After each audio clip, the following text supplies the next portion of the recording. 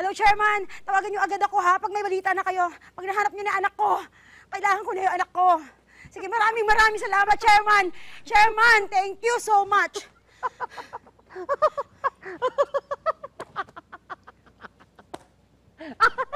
Hoy! Parang natutuwa ka pa. Nawawala na yung alaga mo. Kasi, Mr. Chairman ka ng Mr. Chairman. Babae yung kapitana dito, chairwoman. Diyos ko.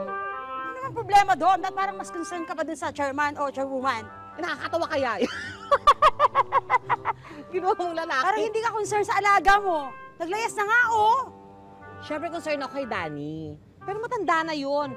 Tsaka, babalik din yun. Hayaan mong ma-realize niya mismo kung ano yung pagkakamali niya. Ikaw talaga? Sandali, wait. Tatawagan ako. Hello? Mama! Mama! Mama, may sasabihin po ako tungkol sa apo nyo. Yung apo ko ay nasa akin. Nagtatampo sa'yo at lalo na dyan sa yaya niya. Hindi daw siya uuwi dyan hanggat hindi mo pinapaalis yung yaya na yan. Ganon? Mama.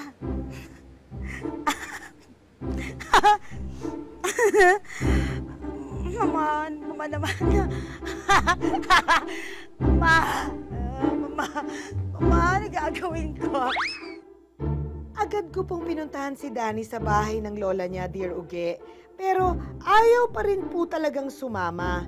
Minabuti kong hindi na lang ito sabihin kay Marga para hindi siya masaktan sa naging desisyon ni Danny. Bakit ba kasi hindi mo papalayasin yung yaya ng anak mo? Para naman bumalik na sa'yo si Danny. Hindi naman ganun kadali yun. Kasi parang kapatid ko na si Marga. Tsaka nung pinanganak ko si Danny, iniwan agad ako ng fiancé ko. Si Marga ang nakatulong kong magpalaki kay Danny. Lucy! Uy! Oh, hi! Hi! Ikaw ba si Adrian? Yeah. Oh my God! Madalas kang makwento sa akin ni Lucy. Happy Nice to day. meet you. Ay, upo ka din. Nice to meet you. Oh, nice to meet you. Ay, upo ka. Upo ka. Okay, Lucy. Akala Adrian ko told me nakastorbo. na meron palang magandang sister. No, hindi ko talaga siya sister. Actually, siya yung kinakwento ko sa'yo. Siya si Marga. Mahal ko po si Marga, Dear Uge. Kaya nga sobrang nahirapan ako nang papiliin ako ng anak ko. Pero nang maging magkakilala sila ni Adrian, parang biglang nag-iba ang pakiramdam ko sa kanya. Oo, siguro. Mga twice pala ako nakapunta ng Spain. Mga Oh. nasa 20s ako nung time na yon. Oh, I Tsaka see. unang beses ko kasi magkasambahay. Oh, nice. Have you been to Sagrada Familia? Oh, designed by Anthony Gaudi? Yes, yes. Alam niya. Alam niya. You know what? Sa kanya nagmula ang salitang Gaudi. Meaning? Ah, ostentatious. Exactly. Magarbo. Exactly, Right? exactly. Ano ka ba? Because lahat ng that. design niya, ang meaning nun is magarbo. Yeah. Alam mo? Oh my God. Alam mo pala rin. Oo naman. Pait. Ang pait. Ang pait-pait. Oh my God! Bakit ganito to? Sobrang pait. Sobrang pait.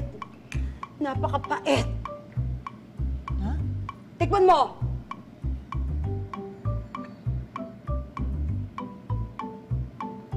Matamis naman na. Tikman mo nga. Sure.